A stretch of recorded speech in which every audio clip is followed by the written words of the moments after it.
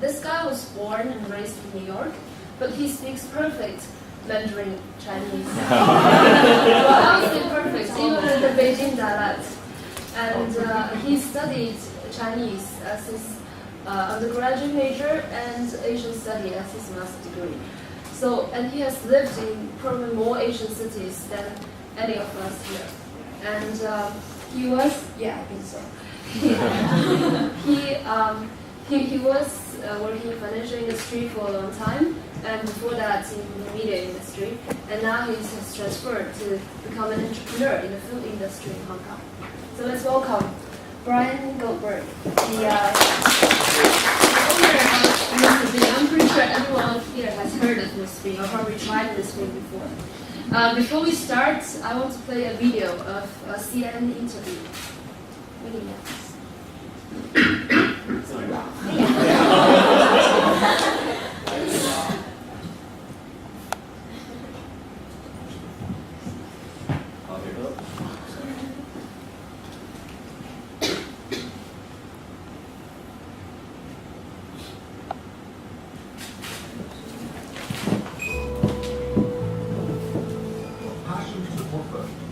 Association with First Bank.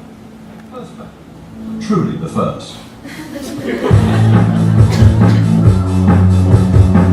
My name is Brian Goldberg, and I'm the owner of Mr. Beijing. Jianbing is a Chinese street crepe. The first time I ate jianbing was back in 1998 in Beijing when I was a student studying Mandarin. It was such a just fun, dramatic food to eat because it's made right there on the street in front of you. The guy spins the crate, he makes it how you like. It's hot, it's fresh, it's super cheap. It's got your carbs, your protein, your veggies, your sweet and your salty sauces. If you want to leave your mark on the world in some way via starting your own business, it's the best thing to do. You just literally fold it over, basically your final product.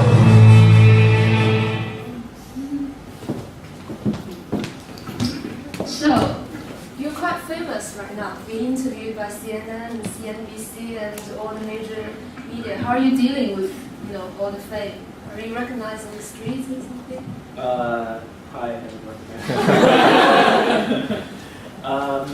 well, first of all, thank you for having me here. Thank you for coming. Yeah, the Salon looks like it's really getting some traction, doing some really cool things. Thank you. Actually, Yubing and I, we met a few months ago when we did who was the one who introduced us? Your ex-colleague. Yeah, right. Yeah. No, she couldn't make it. So the way I met Brian was one of my best friends is his ex-colleague. Yeah. Yes, and then we ended up doing a big breakfast delivery to Bank of China for your team that morning, with 30 people or something. Yeah. Jianbing breakfast delivery. But to answer your question, no, Really? not so many people recognize me. I don't think. Sometimes on the escalator when I'm going home, I live up in mid-levels, and sometimes going up the escalator, someone will just randomly say, "Hey, Mr. Beijing." And I say, "Who are you?" Coming to ask for autographs anymore? No, it's not quite like that. But no, people when they come to the shop and they see me at the restaurant and they see the photos that we have up, because how many of you have been to Mr. Beijing? About half. More than half. About half, more than half. Okay. To our central shop or Wan Chai shop? Mostly central shop. Raise your hand. Central. How many have been to Wan Chai shop? Less people. Okay, that's fine. That one's only been open for 5 months. Central shop's been open about 1 year now. Oh, you're almost having a 1 year anniversary, right? Yes, December 15th will be 1 year anniversary. Okay. Yeah, exactly. We just passed our 1 year anniversary of our debut at Clockenflap, which is the music festival last weekend in West Kowloon Cultural District. That's where we started 1 year ago as a sort of mobile, just as a temporary food stand, because our designer who helped me come up with the logo, he's also one of the organizers of the music festival. So he invited us to be one of the food vendors there, which was a very good way to get some initial advertising for our business, but right before the shop actually opened. So it was really good exposure, especially for the Guaylo community. I would say. At Clockenflap, yeah, for the Hawaii community, yeah. So before we start talking about your shop, I want to talk a little bit about you. Mm-hmm. So as I mentioned, you studied Chinese in your undergrad major, and then Asian studies in your master degree. And then you came to China to live for a while, and then everywhere in Asia. Why such a huge Asian fetish? Like,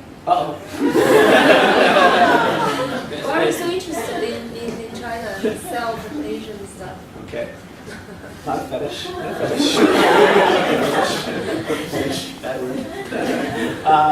Well, I guess, so I'm born and raised in New York. I have Jewish background, not religious, but grew up in a sort of American Jewish sort of culture. New York City metropolitan area. And I was at that time studying a lot of math and science. I was supposed to go to medical school. I thought I wanted to go to medical school and become a doctor. And I guess I realized it just wasn't my passion at that time. So during university, at Brandeis University, which is a small school near in Boston, I started taking Chinese and got really into it, not just the language, but a lot of the film and literature as well. I ended up doing my master's thesis on Wong Kar-wai cinema and Chinese cinema in general. So not just Hong Kong cinema, but mainland China, Zhang Yimou, Chen Kaige, also Taiwan, like Hou Xiangxian, and those kind of guys. So at that time, it was a very cultural thing. It was language, it was into the film, literature, history, but also philosophy. The first class I took in Chinese philosophy was really cool. Taoism and Confucianism and Shunzi and all these guys, right? Zhuangzi, Laozi, and those kind of things. Right? And I guess it clicked with me, especially some of the Taoist philosophy stuff. It made a lot of sense. I liked it. I found it a nice, interesting way of thinking in life. And then I got more into it and thought about the opportunities in the future if you speak Chinese and what was happening in the economy. That I was sure it would lead to something. I wasn't sure what at that time. Initially, it was media because I was studying film. So during my fourth year of college, during senior year of college, I studied abroad in Harbin and Beijing. Harbin. This was in 1998. Harbin 工业大学. It's a good university. Yeah, it's a good school. It's a very good school. I guess it's kind of the MIT of China or something. So they say.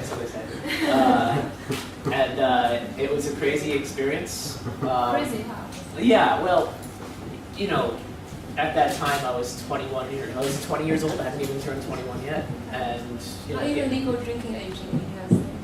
Yeah, I couldn't drink yet, and then I show up in Harbin and everyone's just drinking Harbin Pijiu for lunch every day. Kids, a little one is fine, right? Just normal. It was cheaper than water. Buying beer at that time, a bottle of beer was cheaper than buying a bottle of water. It was like, it's like you quite for like a big bottle of Harbin Pijiu and a bottle of like this would have been like 5 or 6 or something like that. It was, so it was, when I took the airplane there with some other students, we stayed one night in Narita in Tokyo, and that was my first time in Asia. So one night in Japan, I'm like, wow, everything's amazing, it's so modern, and all those things. And then we show up in Beijing in the fog and the haze, we couldn't even see out the hotel window. So, oh my God, I'm going to be here for 6 months. It was like that back then already? Yeah. Wow. I didn't know. Yes, it was. And then we took a train for 14 or 15 hours all the way up to Harbin. They didn't have the high-speed train yet. And that was when we signed the contract not to speak English for the next, basically, 3 months. Right? And that was when it really started. Right? The learning the Chinese and living in the dorms. My roommate was from Baoji, outside of Xi'an. Baoji. Yes. Yeah. And obviously don't speak a word in English. And we just had to speak Chinese. There was no option, right? Only 20 foreign students in the program. If you get caught speaking Chinese 3 times, they send you home and you lose your tuition. So it was a really hardcore program. It's called the CET program. Maybe some of you guys know about it. A lot of those guys that were in that program now are all doing pretty interesting jobs in China. Some work for the CIA, some have their own companies. Yeah, it's very, people were really hardcore about China studies in that program. And then I went to Beijing for 4 months. So Harbin for 2 months, Beijing for 4 months. And it was in Beijing when I started eating jianbing all the time, right, for the most part. And That's when how you fell in love with that food. Yes. Is it? Yes. Is that back then that the idea of opening a jianbing shop already started to brew in your mind? No, not yet. Really? Basically, after graduating from doing my bachelor's degree and graduating in Brandeis, I went to do graduate school at Columbia for Asian studies, and that's when I took a couple of business school classes, and we had to do a business plan for something, anything we wanted, just to plan out, learning how to do discounted cash flow models and things like that. And that's when I came up with the idea of doing. It was called Goldberg's Chinese Crêpes at that time. It wasn't called Mr. Big.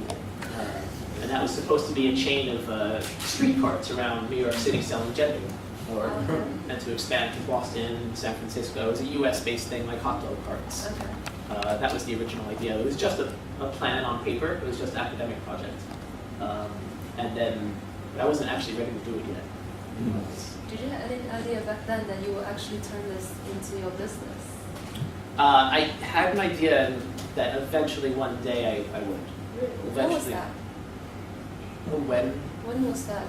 You wrote the business? That was in 2001. Oh. Yeah, at Columbia. Yeah, 12 years ago. And I just held on to that paper. It was always in my folder whenever I was. So simultaneously at that time, I was also doing professional sports. I was on the World Cup luge circuit. I'm American, but I was representing Israel through dual citizenship. Luge is like a winter sport. I googled the picture. This? Before I came here. Yeah. Yeah. Actually, I really want to show the picture. We have a picture of the sport. It's anyway. What's the keyword? LUGE. While she's googling, can you just explain?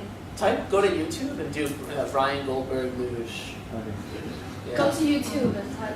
Just go to YouTube. Yeah, it's something like that. Yeah, and then just type Brian Goldberg. Yeah. You have your own video. There's a quick one, yeah. Not that one. Luge, That's LUGE. Do LUGE and No. this is the whole story. This is too long. 6 minutes. Yeah, that was on NBC before the Olympics in 2002. Wow. That one. That's.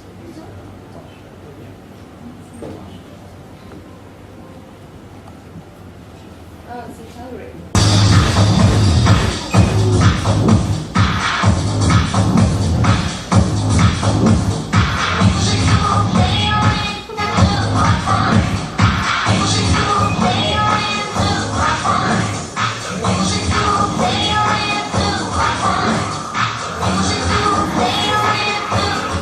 So that was my job for 3 years, part-time, while I was in Columbia. Representing Israel. Representing it. That was the first. I set up the Israel Luge Federation. Is it difficult to do that? Yeah, it looks easy. You just lie there. Yeah, that's great. Yeah, Yeah, it is easy. If you just lie there and go down, you can do that. Then you can fly out of the track. Yeah, which is not fun. Okay. Yeah. So you've done a lot of things in your life, like this and that. And... Yeah, it was when I was young. The whole point was after graduating from college and even from grad school at Columbia. But yeah, I wasn't really ready to work yet. I kind of wanted to travel. I was studying Chinese, doing luge, trying to qualify for the Olympics. And then I got this job with NBC Television in the Page program. Have you guys ever seen a TV show called 30 Rock? Yeah. Yeah, you know the guy named Kenneth, the character Kenneth, who wears the NBC, so he gives tours of the TV studios and he's like the junior intern basically. Okay. So that was my first job after Columbia. It was a media job. Okay. So I studied film and TV. I was giving tours of Rockefeller Center in New York, English and in Chinese as well, learning a lot about TV and media. And then CNBC gave me sort of like a rotation at the New York Stock Exchange, working on the trading floor, handing scripts to the presenters, helping them with the TV news, the Oh, I see. post-market wrap Okay. of from trading. Did you write the scripts or? No, not yet. Not at that time. I was just basically the junior guy. I was getting pizza for them, you know, and helping, just getting coffee and pizzas and helping them with little things. Okay. Some of the TV producing sort of aspects of like the labels on the TV screen and like the producing, things like that. Then they hired me full time. Because I was always talking about Asia stories, but at that time Enron was like the biggest thing, you know, U.S. sort of corporate corruption sort of things. But they moved me to Singapore, and I became a junior producer at CNBC Asia. Did that for a little while, and then I got hired as a sports reporter to go on air for a bit with Channel News Asia Media Corp, which is a Singaporean TV network. Covered the 2004 Olympics for Athens. I did a lot of international sports coverage, and basically did TV for 3 years full time until I was 27 years old, 27, 28. Okay. And when I was in Singapore, I started meeting a lot of finance people, getting interested in the markets, and basically wanted to make a lot more money, frankly speaking. Journalism at that time for me, I guess it also wasn't my passion, you know, really. It was fun, got to live a dream for a few years, but I didn't see it as my long-term career. So I started really getting into the markets and started studying CFA on the weekends. And then got a job. I was interviewing around a lot. This is back in 2004-ish. Yeah. Yeah, it was. And basically just with no finance experience, really, just a lot of hunger, a lot of passion, a lot of motivation in meeting people, and using Chinese, I guess. I got a job at Macquarie Bank, becoming an equity sales trader in Taipei, and then they moved me there in 2005. So I started there, first time in finance, learning how to trade the markets, and had some really good colleagues, covering hedge funds, things like that. And did that for a couple of years, and they moved me to Hong Kong for a more regional sort of sales kind of job, doing a little bit of electronic trading, EMA, algorithmic trading sales, and then joined SocGen for 4 years as a hybrid sales and sales trading. And then about 2 years ago, while working at SocGen, is when the Mr. Bing idea came back. The Gen Bing idea came back when I was in Beijing for a weekend. And that's when the whole idea started to percolate, to really do it in Hong Kong. And then you quit your job. Not right away. Not right away. After the mistake got on track.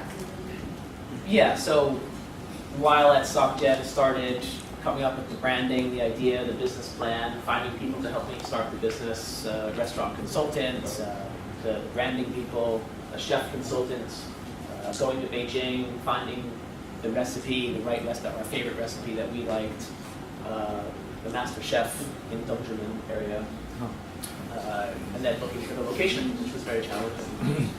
And once we found the location, our central shop, and signed the contract, that was when things really got busy.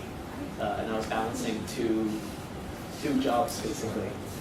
Doing my sales trading job at SocGen, and then during lunch and after work and on the weekends doing Mr. Bing. Yeah. So it was crazy. It's gonna be very challenging, right? Yeah, very, very challenging. We opened in December, and I was still working at SocGen all the way until April of this year. So there was a 4 months Did your overlap. colleagues know that you were doing this? Yeah, people knew. And they're supportive? They were.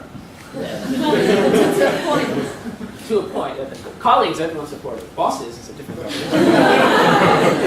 Bosses is a different question. Yeah, as long as they knew that, you know, it was being run by other people, and I was doing my job and generating my revenue and calling my clients, you know, it was okay. Yeah. But when it started getting, you know, a lot busier, then it was some questions, right? Some questions, you know, what do you want to do?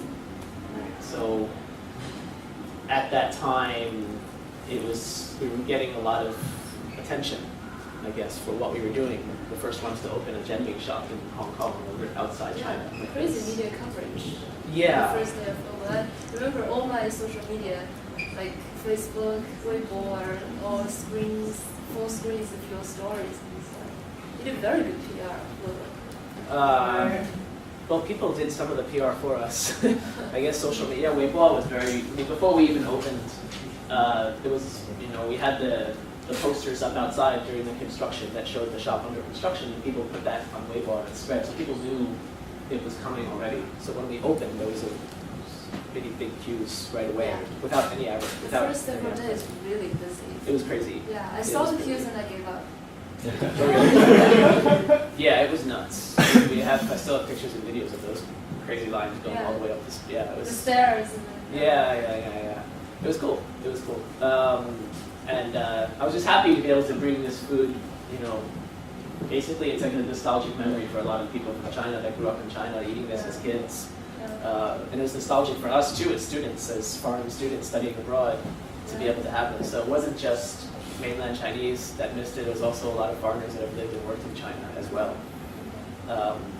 So yeah, and then a lot of. I mean, I knew some people in media, so that made it a little easier to get some coverage.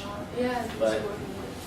Yeah, but the Hong Kong media is crazy, right? They always looking for some story, especially in food, new restaurants, new Yeah. things. They're nuts. Right? Yeah. Like every time I visit your shop, there is someone interviewing you, right? Uh, Literally everyone, every time. there's quite a lot. Last week was someone from Shanghai TV station. Mm-hmm. I was interviewing, and they were even grabbing me, trying to interview me of how I feel about the taste of the jelly. What did you say? I wasn't in good shape that day, so I refused to be interviewed. Oh, okay.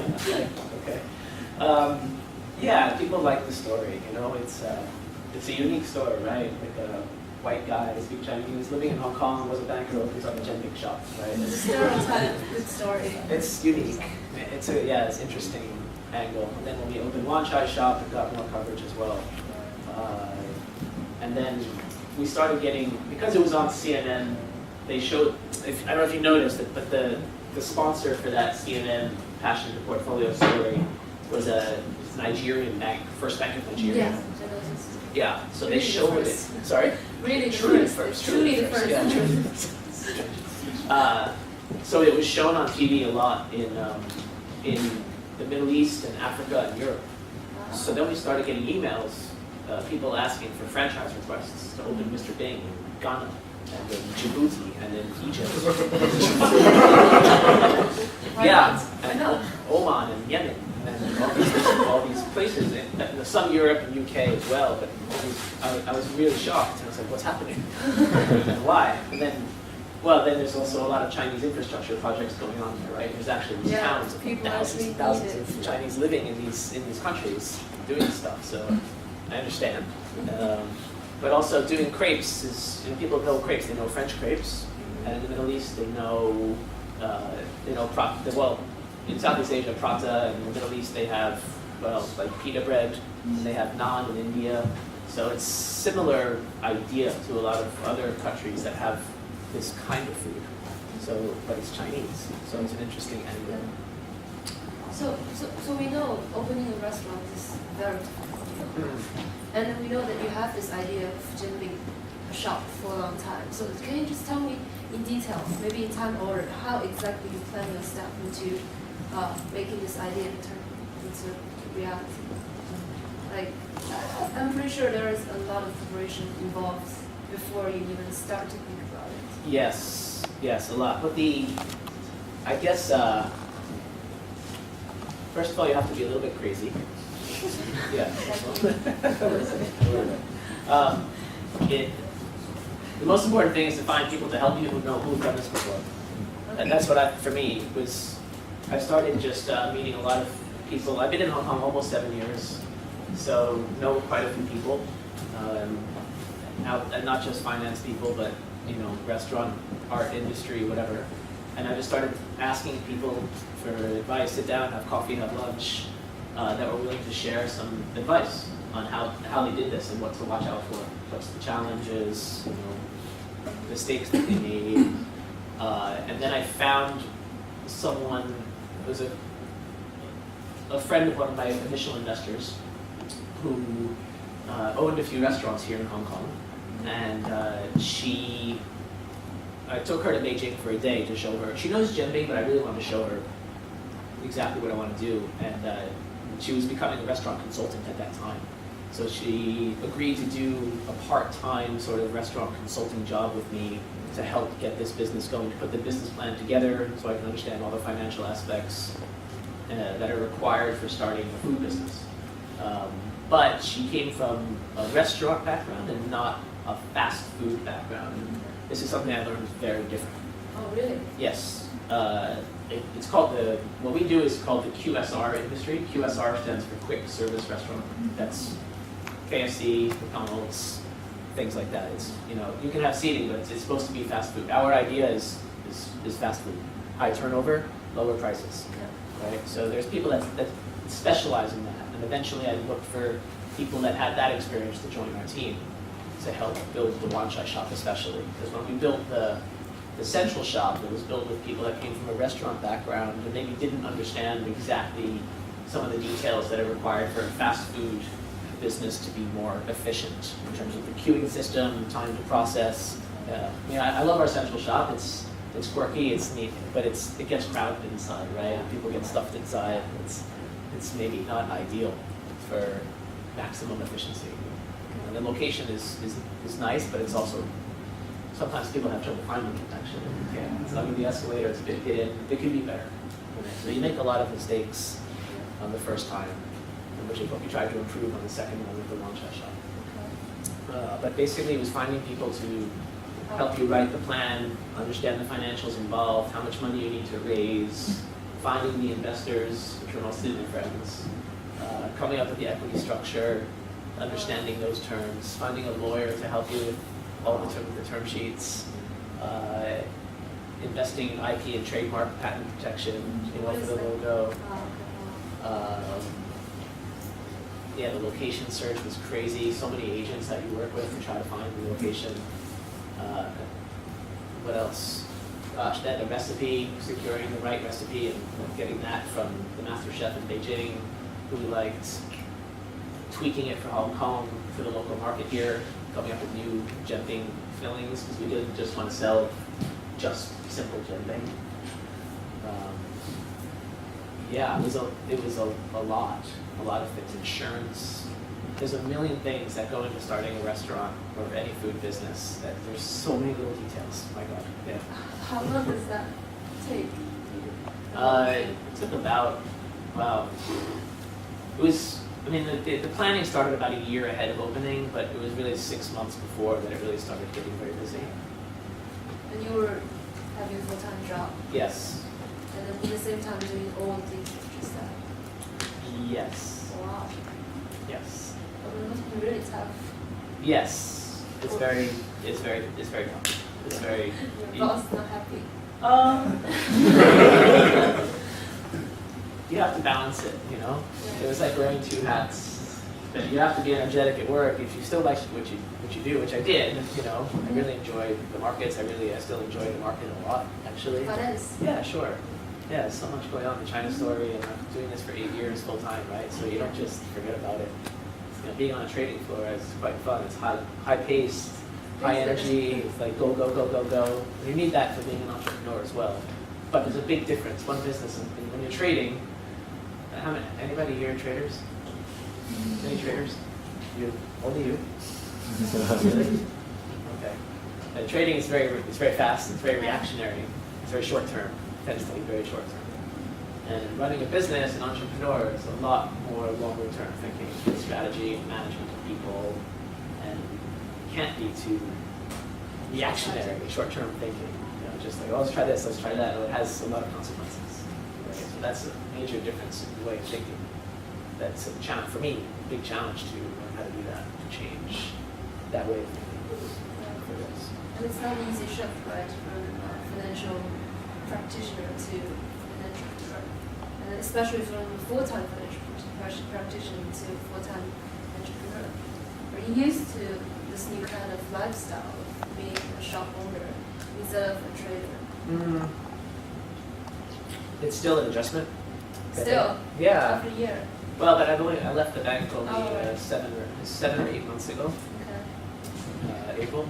So it's as I was telling you when we were talking, that when you're working in the bank, when you're working for a big company, you have a lot of support. When you knock off work, you can go home and have dinner with your friends. You don't have to worry. Weekends is yours. Right? You don't have to think about work if you don't want to. With this, it's always on your mind all the time. And then you also have, in the company, you have a lot of people around you. A lot of camaraderie.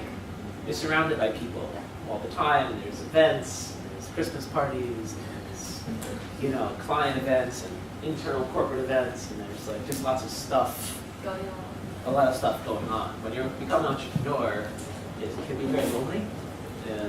You have your staff and you have a lot of people around you, but it's customers, but it's your business, and it's just you, really, that's trying to manage everything, drive everything, and keep people motivated. They're not your colleagues anymore. They work for you, and it's different, right?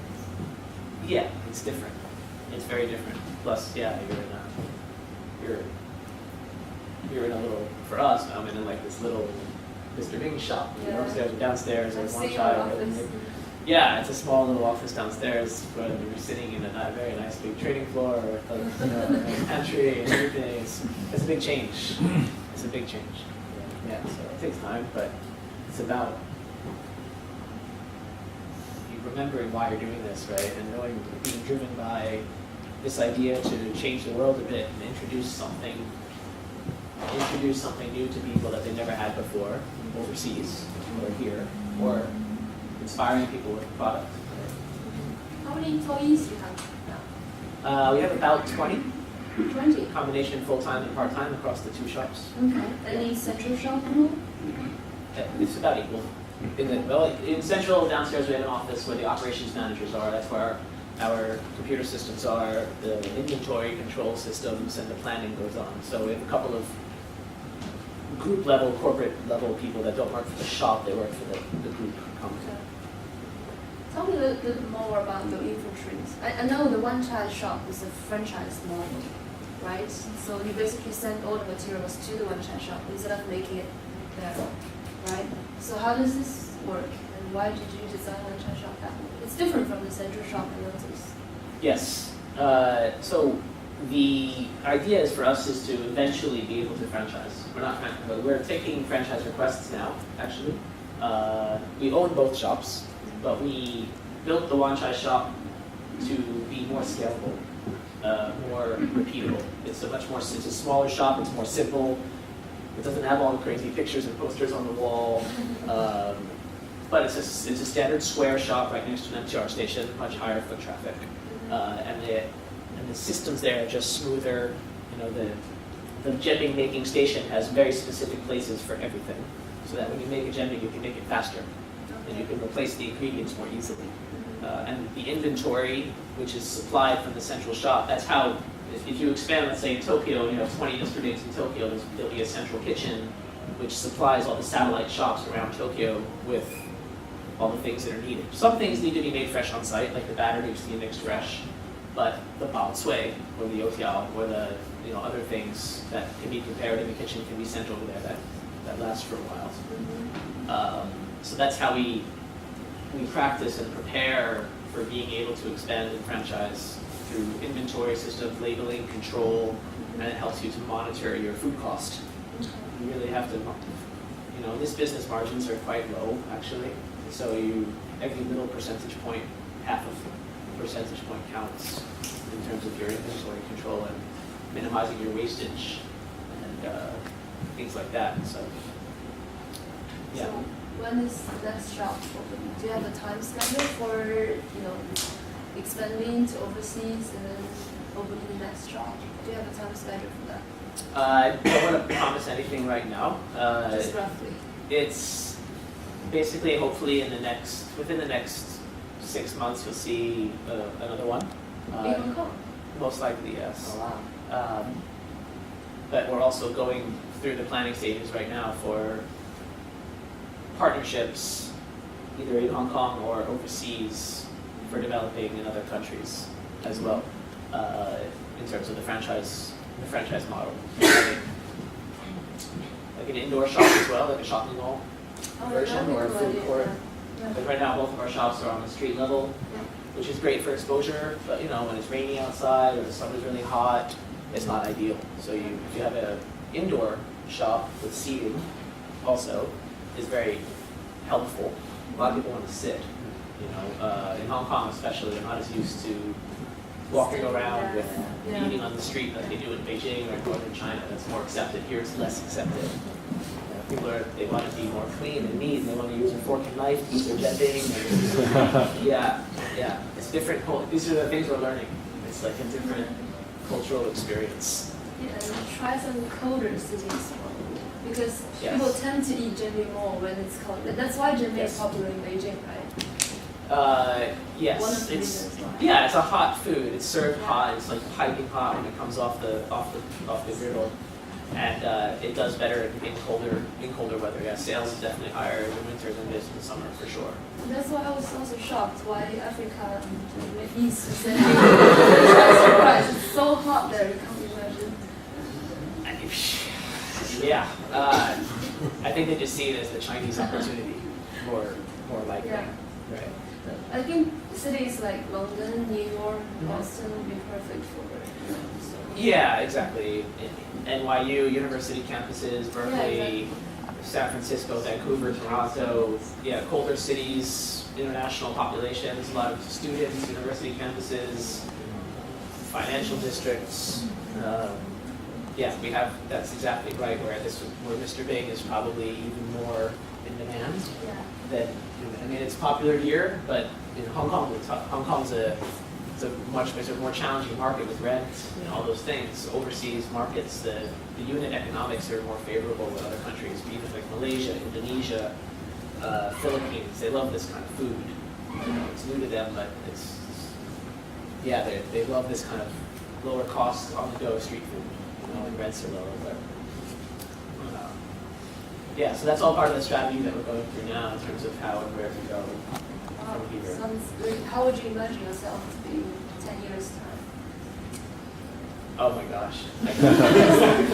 Wild imagination. You don't have to take credits for what you said here. just tell us like roughly how you would imagine yourself to be in 10 years' time. How would you imagine this brand, Mr. Bing, to be in 10 years' time? Yeah, exactly how I just basically said in terms of those locations. Just see Mr. Bing, have Mr. Bing in those cities, and be known as the first brand to go overseas to introduce jianbing to the world. When 10 years from now, people will be even more familiar with Chinese culture than they are now. Already, it's becoming much more well known and comfortable for people. But 10 years from now, it's like a whole other story. WB will probably be, God knows, parody with the US dollar? No, I don't know. No. But yeah, to be seen in those cities and to be a more common part of people's, the way sushi became more common internationally. I would love to see jianbing become more well known internationally. Can you imagine to be a symbol of Chinese food, like sushi is to Japanese food? Yeah, Okay. exactly. I know you have made a song of Mr. Bing, right? It's a Yes. Chinese rap. Can you play it? Yeah, sure. Go ahead. Did you sing the song? No. I thought you did. It sounded like you. 老外老金开了店卖煎饼，老外老金带你舌头去北京，一环二环三环四环五环，你东湖转一转，翻两只鸡蛋，加点酱料，加点辣椒，吃过油条，这就是北京 style。B-I-N-G， 小时候的风味儿，记忆里的滋味儿，不管你问谁，煎饼豆浆就是绝配。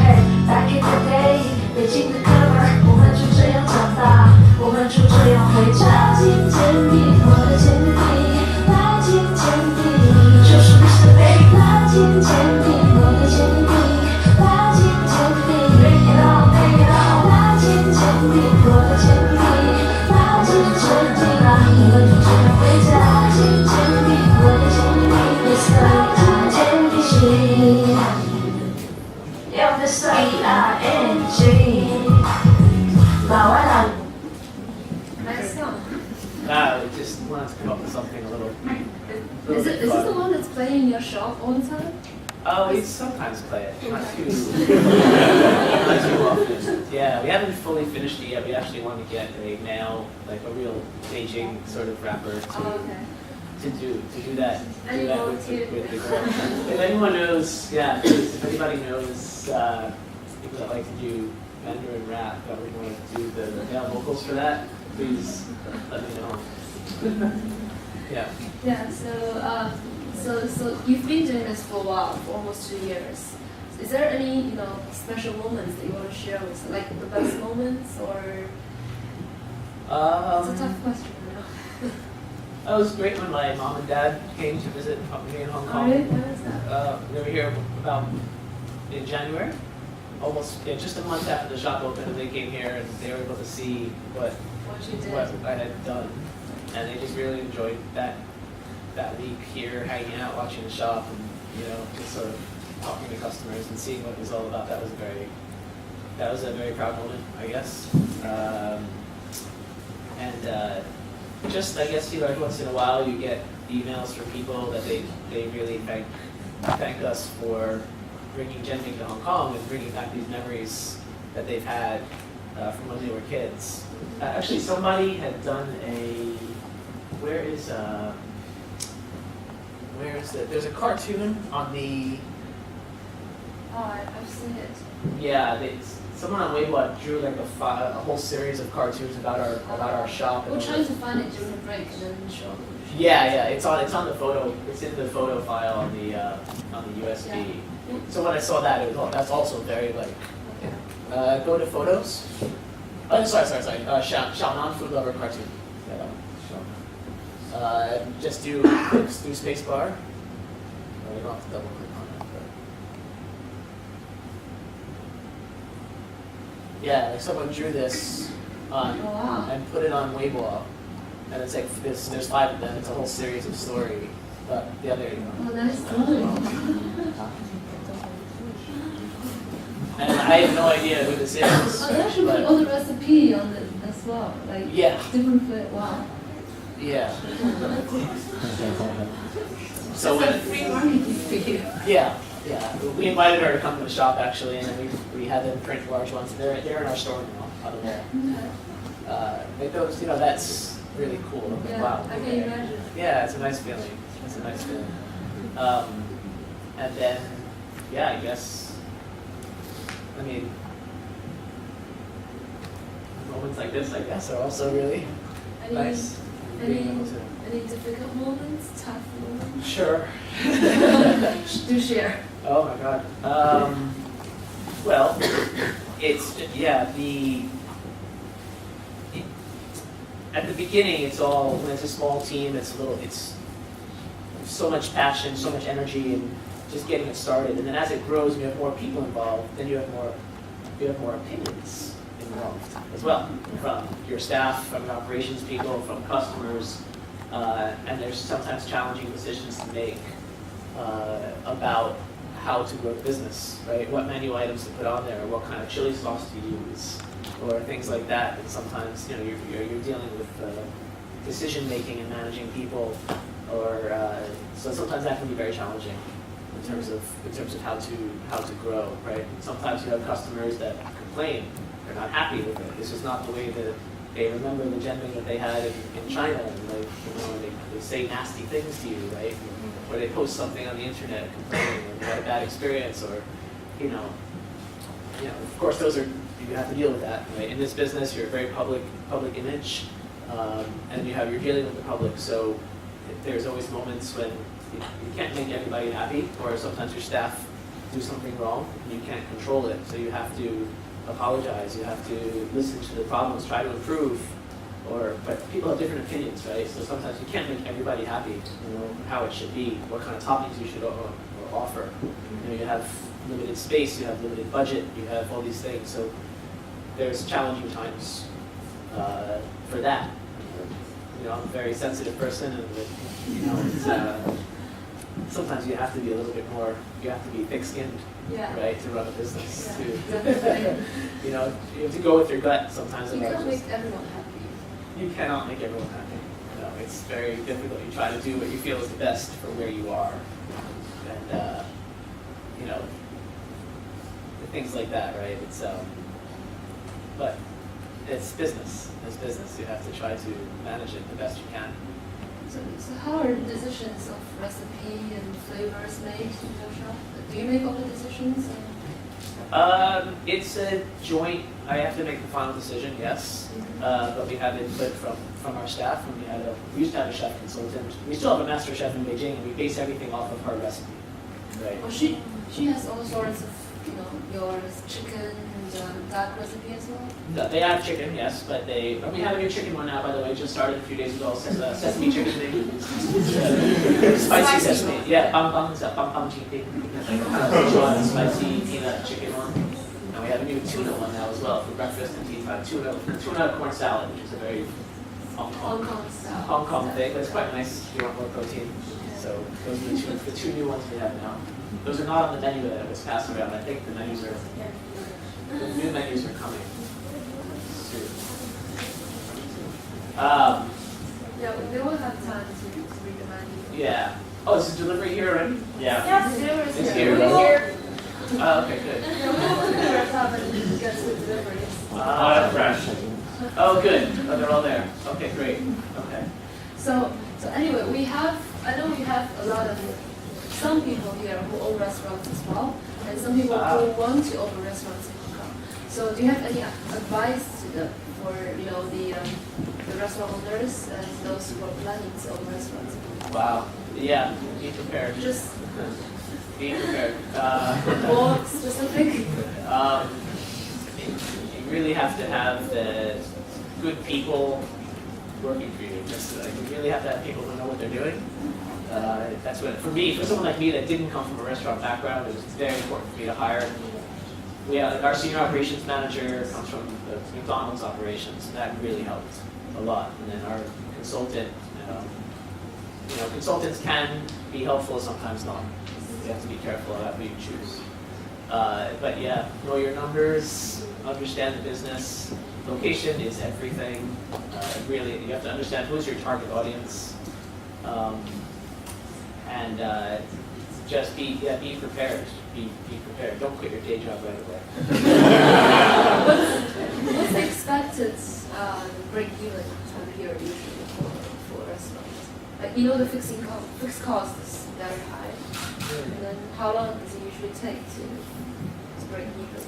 You target hopefully within 2 years. That's a long time. In this business, that's reasonable. It's reasonable within 2 years. Sometimes it can be a lot faster. Some bars in 6 months, they've already recovered all their investment. Alcohol is a much higher margin business than champagne, I can tell you. So maybe we've been converting our business into a bar. Champagne. Wow. Yeah, Is that cash Beer. break even? Sorry. Is that cash break even in 2 years? Within a year and a half to 2 years to recover with the margins that you're making to recover the investment that was actually operationally on a month-to-month basis. You can be profitable operationally month to month. Right away. Right, but that to recover the investment, break even. Yeah, of course. To recover the fixed investment is a year and a half to 2 years. It really depends on the locations that you're doing. Depends on your volume. Depends on ancillary business that you might have. We do a big thing. We do catering as well. We do outside catering. So wherever you work, if you want to have a genting party, genting meeting on site, we can do that. We've done UBS, we've done Goldman Sachs, we've done Lane Crawford. Can you show the Lane Crawford catering video?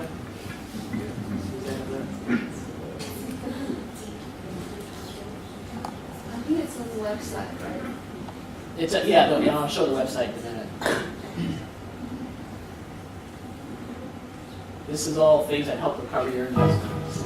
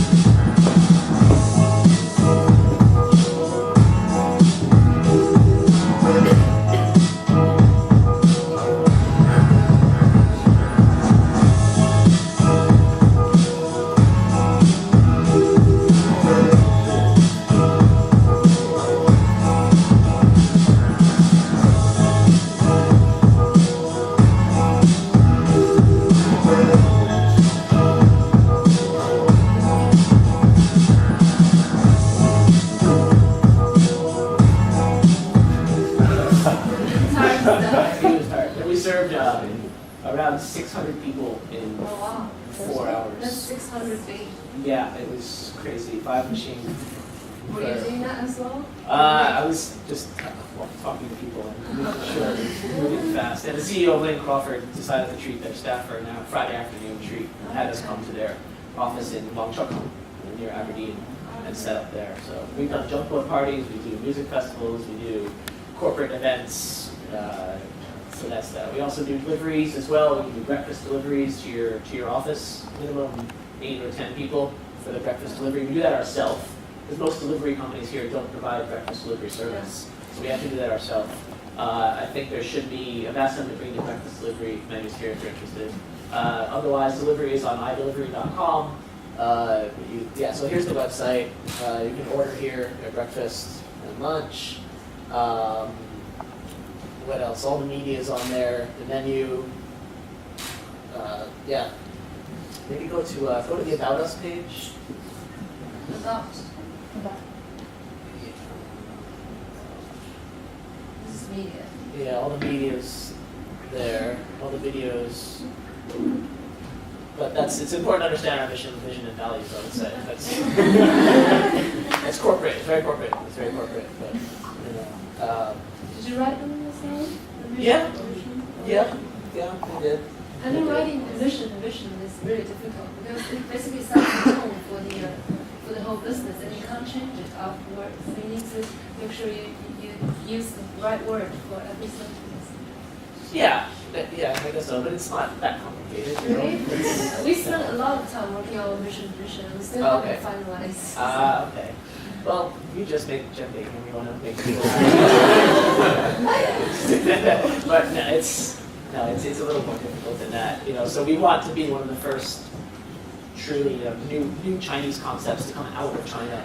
So we export soft Chinese culture, if you want to put it that way. Basically, at a time when the world is becoming a lot more familiar with mainland Chinese culture, this is something that hasn't been exported before in a branded, modern, healthier way, basically, with a twist to it. So that's, it's introducing it to people that have never had it before, but it's also bringing people back home, like a lot of you guys here that did grow up with it and miss it and haven't been able to have it. What else? Yeah, franchising inquiries there, catering information, photo galleries, it's all, menu, and the videos are there. I like the website a lot. It's simple and easy to look around, and a lot of stuff. Media. That's our lunch shop there. You can see it's just more efficient. What else was there? Thank you for coming today, and I think everyone really enjoyed it, right? I know that we have a few restaurant owner here, or someone who wants to open a restaurant. Can I invite those people to just say a little bit about their restaurant? That is a good chance for you to market yourself as well. Anyone volunteer?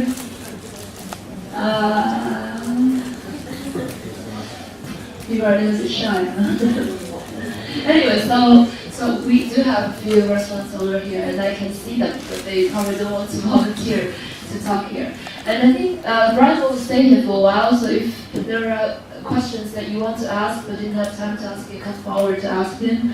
And feel free to take the rest of the menu and stuff, and then thank you all for coming. Oh, and we have this WeChat QR code posted on the wall. So if you can scan that, and you can make sure to stay tuned on our future events. This is the last event before Christmas this year, and next year we'll start in January, and then we're still planning for the rest of the year. So thank you very much for your support. One request as well. Yeah, sure, of course. We're trying. If you can also like us on Facebook. And on Weibo, if you don't already follow us on Weibo, we're also trying to increase our Facebook following. What else? What else? Yeah, please look into having, if you're interested for catering or deliveries, it's all on the website, and we're very happy to help you out.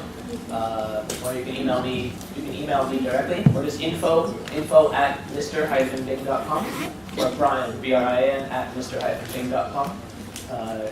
If you're interested for even Christmas, company party, Christmas party, anything you'd like, we're happy to do for you, customized. Okay, thank you all for coming. Wish you